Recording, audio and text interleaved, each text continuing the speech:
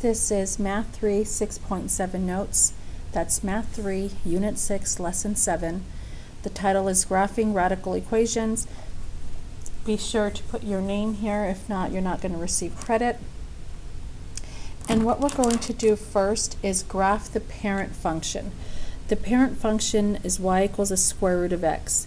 You may remember beginning of the semester, first semester, we did the parent functions for y equals x squared, y equals the absolute value of x, and y equals b to the x.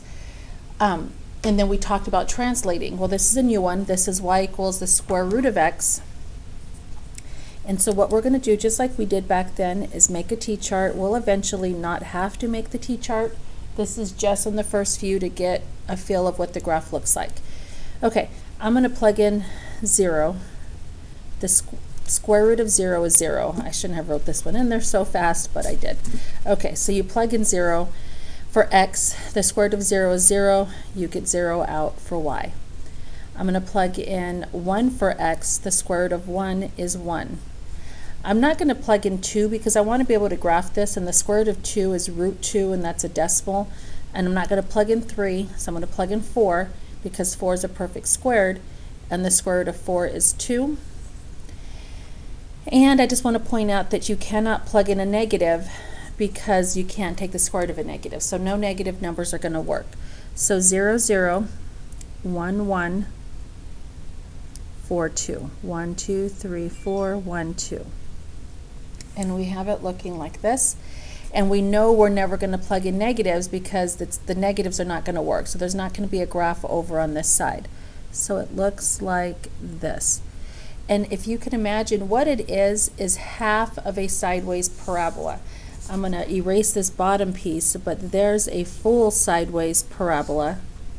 There's the parabola, toppled over on its side, but it's only half, and it's half because there's no negative. There's no plus or minus on the outside. It's only the top half of a sideways parabola. Okay. We are going to have to talk about domain and range when we are doing these problems. Domain and range. How do we find domain? How do we find range? Okay, domain remembers a set of all x values. There's no graph on the left. At what x value does the graph start? 0 with a bracket because it's a closed circle. And then it goes to the right forever. So it goes off to infinity, and infinity always has parentheses. Remember the interval notation that we did first semester. The range is coming from the bottom up. There's no graph down at the bottom. At what y value does the graph start? 0, and then it goes up forever to infinity, bracket on 0, parentheses on the infinity. These two are not always going to be the same. We'll see as we go. All right. Remember, opposite of the inside, outside stays the same. So that would be something on the inside versus that would be something on the outside. So this one, there is nothing on the inside. So from the origin, I do not move right or left, but I move up 4. 1, 2, 3, 4. Okay, let's make a t-chart and see what happens. I'm going to plug in the same numbers, 0, 1, and 4. And I'm not going to plug in negatives because I can't take the square root of a negative. Square root of 0 is 0, plus 4 is 4, which makes sense. That's that 0.04. Square root of 1 is 1, plus 4 is 5. 1, 1, 2, 3, 4, 5. Square root of 4 is 2, and 2 plus 4 is 6. 1, 2, 3, 4, up 1, 2, 3, 4, 5, 6. So it's pretty much our original graph that we had, just translated up 4 units. Okay, so it's still half, like if I were to lightly sketch in, it's still half of a sideways parabola, and it's the top half, which is what we're going to be dealing with. Okay, domain, same as this one, it's going 0 to the right, so I'm going to put 0 with a bracket to infinity. And the range is not 0 to infinity. At what y value does the graph start? It starts at 4 and then goes up forever, so 4 to infinity is the range. All right, Next one, I'm not going to make, because we kind of have a feel already of what it's going to look like. So we're not going to make a complete T-chart. We're going to just make one point, and I'll tell you what it is in just a bit. Okay, so let's go left 3. 1, 2, 3, and I don't go up at all because there's no number on the outside. Opposite of the inside, outside stays the same. There is no number on the outside. So I just go left 3. Okay, what I'm going to do is plug in -2 because I want to see what happens. Let me put that one in the right spot. 1, 2, 3. I want to see what happens at -2. So -2 times the square root of -2 plus 3 is what I'm looking for. 3 minus 2 is 1. The square root of 1 is 1, and 2 times 1 is 2. So at -2, I go up 2. And then I know it's going to be now a little bit kind of wider if you can think of the half of a sideways parabola. It would be a little more wider than these were over here because of that 2 in the front. And you can also see, just like with the parabolas we did back in first semester, you can think of that 2 as kind of a 2 over 1, up 2 over 1. You cannot keep doing up 2 over 1 because that's going to be linear, and this is not a linear graph. So when they ask you for 2 points, you know, we've asked before to graph at least 2 points, your translation is the first point, left 3, and then up 2 over 1. Up 2 over 1, and then use those 2 to guide to make your curve. Same thing here.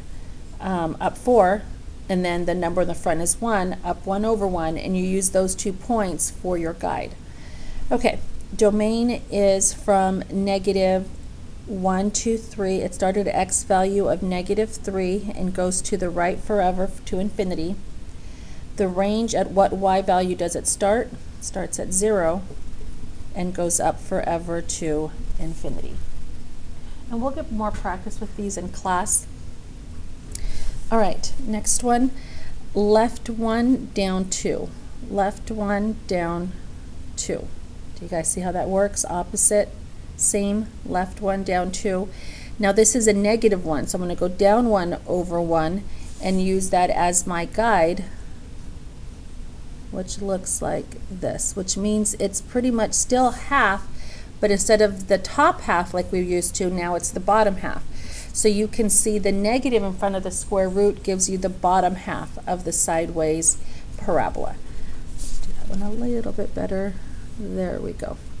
Okay, so domain, it starts at an x value of -1 with the bracket, and it goes to the right forever. The range, it's going downward forever, so it's starting at -infinity because it goes down forever. -infinity, it doesn't go up forever. It stops at a y value of -2. And that's what the range looks like. A little different because it's going down forever instead of up forever. All right, on number 4, we're going to sketch the graph of the following. I can take out the 4 each. Sketch the graph of the following and solve for the indicated information. Okay. F of x equals 3 minus 2 times the square root of x plus 4. We're going to look for domain and range, yada, yada, yada, yada. Okay, so I am going to rewrite this. First off, f of x, remember f of x and y are interchangeable. I'm going to put it where the square root comes first, -2 square root of x plus 4, and that's a positive 3, so plus 3 at the end. Those two things are exactly the same, but this is what I want to graph. I want to think of it this way, so I can do my opposite same. All right, all I did was I reversed it. Addition is subtraction. Addition is commutative, so I can rearrange them. So that comes out to the front, and that positive 3 goes out to the end. Okay, so that's left 4 up 3.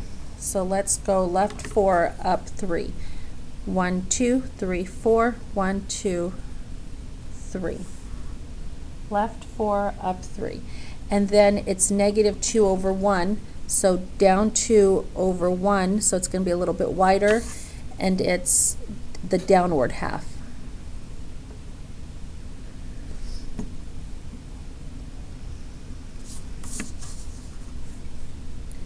Okay, so it looks something like that. And domain and range, I'm going to do that now. Domain and range. Okay, domain is an x value of 1, 2, 3, an x value of -4, and then it goes to the right forever, so it goes off to infinity. -4 to infinity.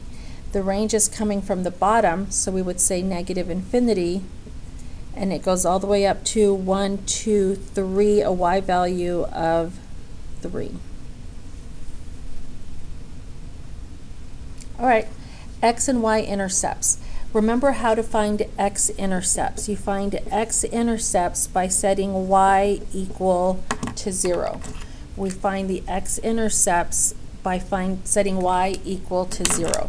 So it doesn't matter which one you use. I'm just going to use the one that's bubbled in since that's the one I'm working with, but it doesn't matter. Okay, so f of x is y.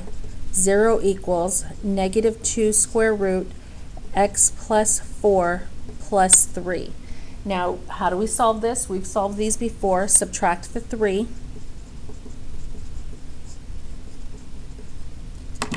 Divide the -2. Again, this should be nothing new to you. We've done this a ton of times. That's positive 3/2 because the two negatives. The square root of x plus 4, and you're going to square both sides.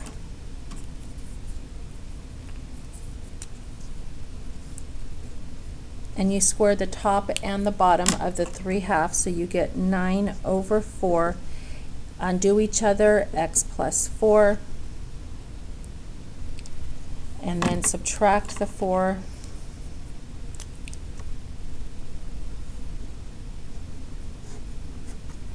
X equals, and I'm going to do that side work over here. 9/4, take away 4 over 1. The common denominator is 4. So 1 times 4 is 4. 4 times 4, that'll be 16, and it's minus. That's going to stay, so 9 minus 16 over 4 is -7/4.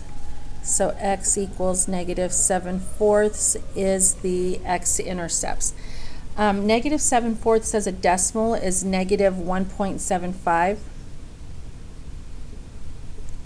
So we can see it's close. I mean, we sketched it and we got pretty close to -1.75 for the x-intercept. Okay, y-intercept. And you find the y-intercept by setting x equal to 0. Y-intercept, x equals 0. Okay, so we have y equals -2. Y equals -2 square root of blank plus 4 plus 3 on the outside. And in the blank, I'm going to plug in 0, because that's what I'm plugging in for x. -2 square root, 0 plus 4 is 4. -2, square root of 4 is 2. -2 times 2 is -4. So I have -4 plus 3. So my y-intercept is y equals -1. And it's right there, and we actually went through that point. So we can see everything is matching with our graph. Okay, we will do C, D, and E together in class, so when you come into class you have all of this done. We'll finish those last 3 pieces and then start the worksheet together. That is it for now.